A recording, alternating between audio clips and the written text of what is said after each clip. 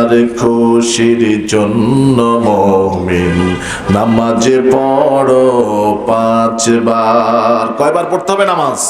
জোরে বলেন কয়বার? আল্লাহর খুশির জন্য মুমিন নামাজে পড়ো 5 বার। এই নামাজে দুঃখ যাবে, এই নামাজে দুঃখ যাবে, সফল হবে তোর ঈমান। নামাজ পড়ো মুসলমান, নামাজ পড়ো মুসলমান। নামাজ পড়তে রাজি আছি? কথা বলেন, রাজি আছি না নাই? হাত উঠে দেখান তো আমরা সকলে নামাজ পড়বো ইনশাল্লাহ।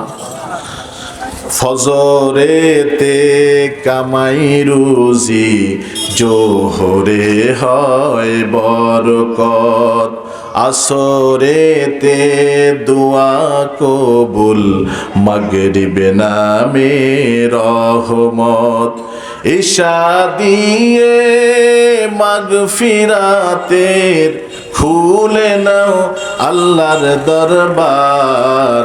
নামাজ পড়ো মুসলমান, আল্লাহর খুশির জন্য মুমিন নামাজ পড়ো কয়বার? বলো বলো বলো, আমাকে 2 বাক্যের ভিতরে বুঝাইয়া দিবা কোন ব্যক্তি মুমিন আর কোন ব্যক্তি কাফের। হযরত আলী রাদিয়াল্লাহু তাআলা আনহু অত্যন্ত চৌকস একজন মানুষ ছিলেন।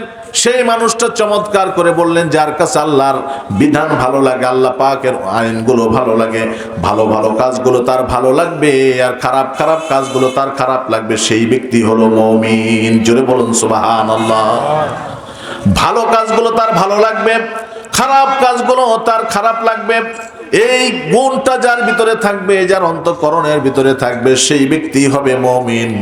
এখন দেখেন আয়াতের ভিতরে এসেছে তাদের অন্তরগুলো খিজে যাবে, তাদের অন্তরগুলো ভালো হবে যখন আল্লাহর নাম নেওয়ার সঙ্গে সঙ্গে বান্দার মুমিনের অন্তঃকরণে ভালো লাগায়া দিবেন কে? আল্লাহ। জাদাতুহুম ঈমান, আল্লাহ পাক ঈমান পর্যন্ত বাড়িয়ে দেবেন। এই পর্যন্ত অপেক্ষা করুন। এবার তাকান, হযরত ওমর ফারুক রাদিয়াল্লাহু তাআলা দুনিয়ায় থাকতে যখন বিশ্ব নবী সরকারে দু আলম রাহমাতুল লিল আলামিন তাকে বললেন, ওমর দুনিয়ায় থাকতে আল্লাহ পাক রব্বুল আলামিন তোমাকে জান্নাতের সুসংবাদ দিয়ে দিয়েছেন। জোরে বলুন সুবহানাল্লাহ। দুনিয়ায় থাকতে তুমি জান্নাতের সুসংবাদ পেয়ে গেছো। ওমর রাদিয়াল্লাহু তাআলা হাসে আত্মহালা হয়ে গেছে, খুশিতে বাকবাকম হয়ে গেছে। দুনিয়ায় থাকতে যদি আমি জান্নাতের সুসংবাদ পাই, তাহলে আমার আর নামাজ কালামের দরকার নাই। নামাজের দরকার আছে নাকি? এত কষ্ট করে ওযু করে শীতের রজনীতে বিছানা ত্যাগ করে এসে আমরা মসজিদের ভিতরে নামাজ আদায় করি কি করি না? আমরা করি। হযরত ওমর ফারুক রাদিয়াল্লাহু তাআলা বললেন, তাহলে আমি আর নামাজ পড়বো না। নামাজ না পড়লে কি হবে? আমি আজ থেকে আর মসজিদেও যাব না। বিশ্ব নবীজি বললেন, ওমর তোমার দিলের ভিতরে যদি ঈমান থাকে, আল্লাহর নামটা যখনই নেওয়া হবে 1 সেকেন্ডের জন্য তুমি স্থির থাকতে পারবা না। ওমর বললেন, তাহলে দেখি দেখি। বিলাল বিন রাবাহ রাদিয়াল্লাহু তাআলা আনহু মুয়াজ্জিনের দায়িত্ব পালন করতেছেন। চমৎকার করে তিনি যখন মসজিদের মিনারা থেকে আযান দিয়ে দিতেছেন, চমৎকার করে যখন আল্লাহু আকবার বললেন, ওমর ফারুক রাদিয়াল্লাহু তাআলা তার 2টা কানকে খরগোশের মতো খাড়া করে দিলেন। আশহাদু আল্লা ইলাহা ইল্লাল্লাহ যখন এই কথা বললেন, সঙ্গে সঙ্গে ওমর ছিলেন বসা, তিনি দাঁড়ায়া গেলেন। আশহাদু আন্না মুহাম্মাদার রাসূলুল্লাহ যখন বললেন, মুহূর্তে খালি গায়ে দৌড়াতে দৌড়াতে হযরত ওমর ফারুক রাদিয়াল্লাহু তাআলা মসজিদের ভিতরে ঢুকে গেছেন। বলি সুবহানাল্লাহ, আল্লাহু আকবার।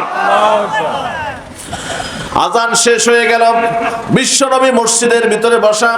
এই মতো অবস্থায় বিশ্বনবী সাল্লাল্লাহু আলাইহি সাল্লাম ডাকতেছেন আর বলছেন, ও ওমর তুমি না বলেছিলা তুমি মসজিদে আসবা না, তুমি নাকি আর নামাজ পড়বা না?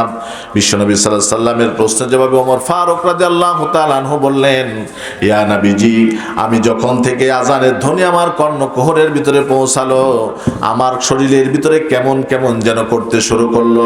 আশহাদু আল্লা ইলাহা ইল্লাল্লাহ যখন বলল, আমি বসা ছিলাম, কে যেন আমাকে দাঁড় করিয়ে দিল। যখন আশহাদু আন্না মুহাম্মাদার রাসূলুল্লাহ বলেছেন, তখন সঙ্গে সঙ্গে কে যাতে আমার ঘাড়ের উপরে ভর করে মসজিদ পর্যন্ত আমাকে নিয়ে এসেছে, আল্লাহর কসম করে বলি আমি উমর জানি না, উমর জানি না, এটা হচ্ছে আল্লাহর রহমত। আল্লাহু আকবার। আল্লাহর খুশির জন্য মুমিন নামাজে পড়ো 5 বার। কয়বার পড়তে হবে নামাজ? জোরে বলেন কয়বার? আল্লাহর খুশির জন্য মুমিন নামাজে পড়ো 5 বার।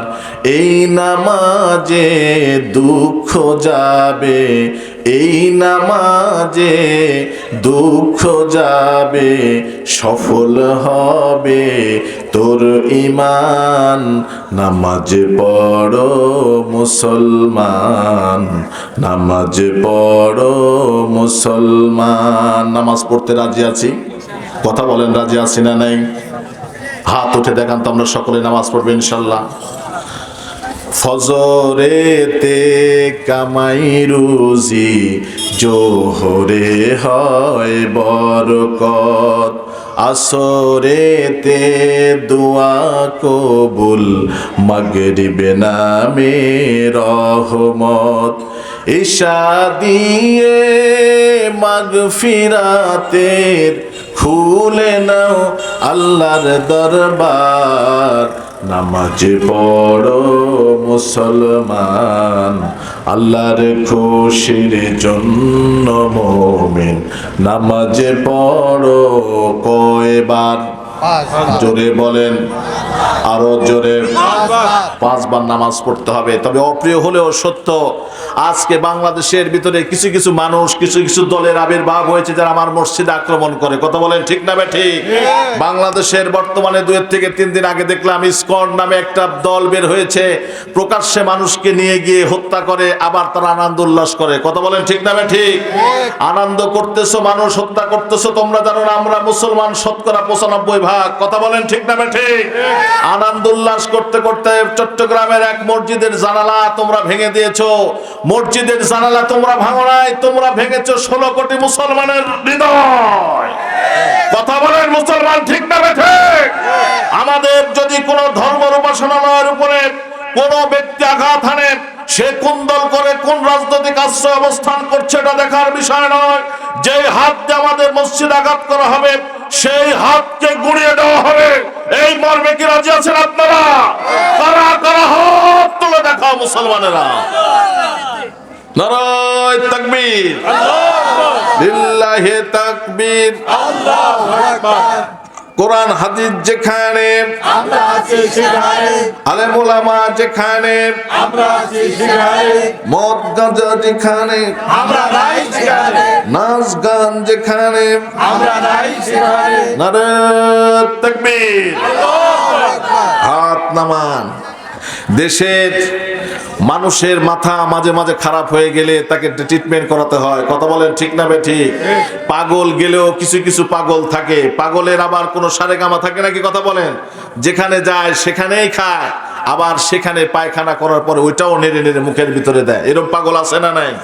আমরা মনে করছিলাম পাগল ছাগল বুঝি সব চলে গেছে, বিদায় হয়ে গেছে, কিন্তু কিছু কিছু পাগল জানে না এই বাংলার জনগণ 1952 সালের ভাষাতে যেভাবে পরাজিত শক্তির মোকাবেলা করে বাংলাদেশের মানচিত্রের বুকে ভাষাকে মর্যাদা দিয়েছে, 71-এর স্বাধীনতাকে যেভাবে শত্রু মুক্ত করে বাংলাদেশকে একটি পৃথিবীর জমিনের ভিতরে স্বাধীন রাষ্ট্র হিসেবে তুলে ধরেছে, আবার 2024 সালে যেমনি করে আমরা সুন্দর করে আরেকটা বাংলা পেয়েছি, এমন করে করে যদি আর একবার সমস্ত নাস্তিক এবং মুরতাদের প্রতি বিরুদ্ধে অবস্থান করে বাংলাদেশকে নবী বিদ্বেষী ইসলাম বিদ্বেষীদের বিপক্ষে অবস্থান করে আমাদের সবাইকে অবস্থান ধর্মঘট পালন করতে হয়, বাতিলের মোকাবেলা করতে হয়। ও ধুলাটের মুসলমান, তোমাদেরকে যদি ডাক দেওয়া হয় তোমরা কি সেই আন্দোলনে শরীক হতে রাজি আছো? কারা কারা 2 হাত তুলে দেখাও। হাত নামা। সামনে আসতে পারে সময়, থেমে থাকার সময় আর আছে? কথা বলেন আছে? মুমিন যেই ব্যক্তি হবে তার ইমানের তর্জন গর্জন সূর্য বর্জ্য থাকবে অন্যরকম। কথা বলেন ঠিক না বেটি? অন্যায় হবে যেখানে বাধা দেওয়া লাগবে সেখানে, চুপ করে বসে থাকলে সেটা হবে বোবা শয়তান। কথা বলেন ঠিক না বেঠে? মুসলমান হবে প্রতিবাদী, মুসলমান হবে শৌর্য বীর্যের অধিকারী, মুসলমানরা হবে আগামী দিনের স্বাধীনতার সূর্য মুসলমানদের হাতেই পথ করে উঠবে ইনশাআল্লাহ। ইনশাআল্লাহ। আপনারা কষ্ট পাচ্ছেন নাকি? কষ্ট পাচ্ছেন? কোনো কষ্ট নয়। এই ইসকন নামক দল নিয়ে আমার মুসলমানদেরকে উস্কায় দেওয়া হচ্ছে, আমাদের সম্প্রীতিকে নষ্ট করা হচ্ছে, দেশের ভিতরে ফিতনা ফাসাদের একটা নতুন আভাব করা হচ্ছে। আমরা চাই এরকম নিষিদ্ধ জঙ্গি সংগঠন যারা মানুষকে হত্যা করে, সাইফুল ইসলাম আলিফ একজন সাংবাদিক ভাই, কি ভাই, অ্যাডভোকেট ছিলেন, তিনি আইনজীবী মানুষ, তাকে নিয়ে গিয়ে হত্যা করে ফেলেছেন। আপনারা দেখেছেন এগুলো? দেখছেন এগুলো?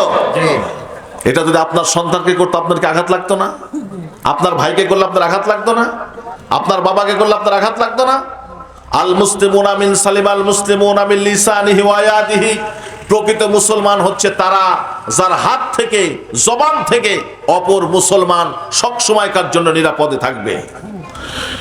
বিশ্ব নবীজির কাছে একজন সাহাবী আসছেন আর বললেন, হুজুর বেশি আমল করতে চাই না, অল্প কিছু আমল আপনি আমাকে বলে দেন যার উপরে ভর করে আমি জান্নাতে যেতে পারি। বিশ্ব নবীজি বললেন, চমৎকার করে কথাগুলো বললেন, মুসলিম শরীফের হাদিস, কান লাগান। মানা কালাত তাইয়্যিব, যেই ব্যক্তি, এই যে মুখ আছে আমাদের, এই মুখ দিয়ে হালাল খেতে হবে। কি খেতে হবে বলেন? আস্তে বলবেন না, জোরে বলেন, কি খেতে হবে? হালাল খেতে হবে। মানা কালাত তাইয়্যিব ওয়া আমিলা ফি সুন্নাত, যা আমল করবেন সব সুন্নতে আমল করবেন। ওয়া আমানান নাস, মানুষকে নিরাপত্তা দিবেন। দাখালা ফিল জান্নাত, ওই ব্যক্তি মারা যেতে দেরি, আল্লাহর জান্নাতে যেতে দেরি হবে না। সুবহানাল্লাহ। আমল কয়টা বললাম? এক নাম্বার কি? মানা কালাত তাইয়্যিব, হালাল খেতে হবে। কি খেতে হবে? হালাল খেতে হবে। দুই নাম্বার হচ্ছে ওয়া আমিলা ফি সুন্নাত, রাসূল যেই কাজ যেইভাবে করেছেন সেইভাবে করতে হবে। আর তিন নাম্বার হচ্ছে মানুষকে কোনো কষ্ট দেওয়া যাবে না। তাই তিনটা যদি আমল কোনো বান্দা করতে পারে, কোনো বান্দি করতে পারে, আল্লাহ রাসূল বলেছেন সেই ব্যক্তিকে রব্বুল আলামিন জান্নাতের মেহমান বানায়া দিবে। বলি সুবহানাল্লাহ। হালাল খাওয়ার কথা কেন বলা হয়েছে? এই যে মসজিদে নামাজ পড়েন, আমরাও নামাজ পড়ি, কিন্তু আমাদের অনেকের নামাজ কবুল হয় না। এতবার করে আল্লাহকে ডাকি, আল্লাহ আমাদের দোয়া কবুল করেন, এরকম লোক আছে না নাই? কথা বলেন, আছে না নাই? আছে। তার কারণ কি? হাদিস বললে অবাক হয়ে যাবেন। দিরহামুল হারাম ইয়াকুলুর রাজুল, এই যে আমাদের ব্রেন দেওয়া হলো, মস্তিষ্ক দেওয়া হলো, এটা দ্বারা যদি আমি আপনি বুঝতে পারি দিরহামুল হারাম, এক দিরহাম পরিমাণ হারাম। ইয়াকুল রাজুল, মুজারের সিগার, বর্তমান আর ভবিষ্যতের অর্থ দিতেছে আমি জানি খাদ্যটা হারাম টাকা দিয়ে কিনা, হারাম খাদ্য। আমি জেনে বুঝে যদি এটা খাই বা আমার সংসারের কাউকে আমি খাওয়াই, লা তুকবালুস সালাত আরবাইনা ইয়াউম, 40 দিন 40 রাত পর্যন্ত এক লোকমা হারাম খাওয়ার কারণে আপনার কোন নামাজ রোজা রব্বুল আলামিনের দরবারে কবুল হবে না, কবুল হবে।